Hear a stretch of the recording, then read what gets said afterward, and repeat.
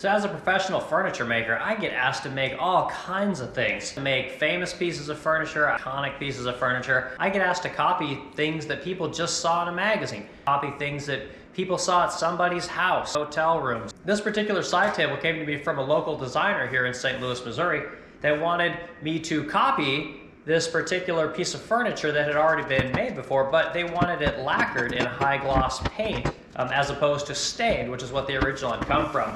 So I said, sure, man, I'll make that thing. She sent me a picture. I went ahead and I started making this particular piece of furniture. And this build, though not complicated, is a great example of something that you can build in a day or two. It doesn't take a ton of tools, a ton of skills, and it'll be beautiful. You'll have it forever. It's a beautiful piece. It's a great beginner piece. You can make something that, again, is super beautiful. People will love to talk about, and you can feel proud when you set your drink on it. You can be proud when someone sees it and says, oh, where'd you get that? And you can say, I made it, you know? So anyway, check out my video. Let me know what you think. And tell me about some of the things that you've built. How would you have made this particular piece of furniture? I went ahead and I made the entire piece out of poplar because poplar is a fantastic surface to paint.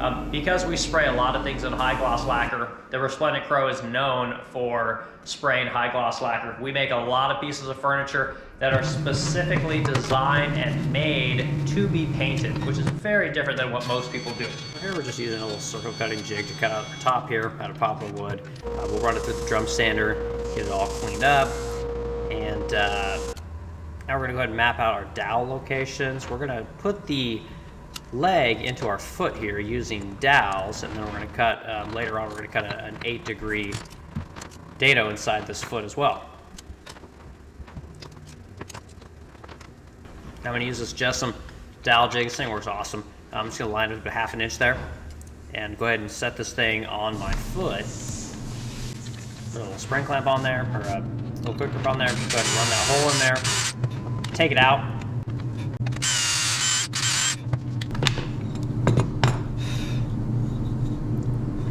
And then I can run the hole the entire way into the foot. Now we need to transfer our holes into our leg. So I'm gonna go ahead and I just mark which foot goes to which leg. I'm gonna go ahead and put a little bit of super glue on here, and this just helps to kind of hold the leg onto the foot. Then I can transfer my 3/8 holes into my leg there. Now I can put a dowel in there very easily.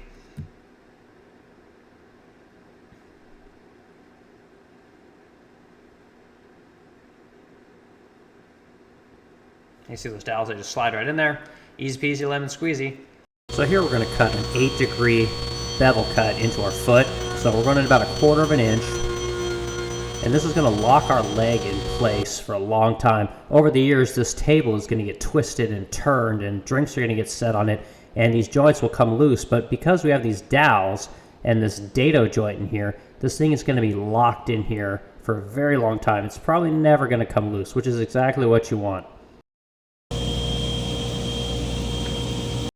Now here we're going to go ahead and just glue up our foot and leg here. I'm going to go ahead and throw my dowels in there, put this thing on a bar clamp, and we'll clamp it up and leave it for a couple hours, and then we'll be ready to move on to our next steps.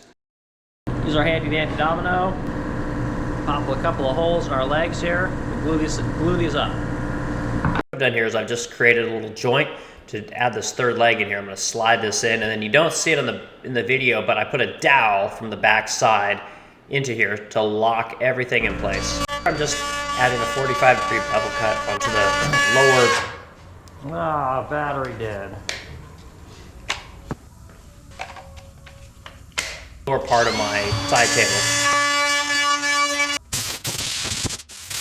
Alright, so we got the profile cut on our underside piece for our table. We're going to attach that to the bottom of our actual top. And this is going to make this thing last a very long time. Wood movement is not going to be an issue once we bond this piece of MDF to the bottom. Plus, by having this lower piece on our table, now I have something I can attach my legs to from the top side very easily. It's a lot less guesswork, a lot less math. Makes my life a lot easier. So here what I'm doing is I'm popping in some 1/4 inch holes for my dowels, all right? You gotta do a little bit of math to know where your leg positions are gonna go, but if you can calculate circumference, it's not a problem. So here you can see that I'm popping in these 1/4 inch walnut dowels. This is a great way to assemble your parts because you can take it off, you can put it back on. It's very quick, and it's going to work out great when we go to put our top on. And we're going to glue our top onto this MDF under panel in the next segment. Now here you can see that I'm starting to glue this thing up, so I pull my dowels out.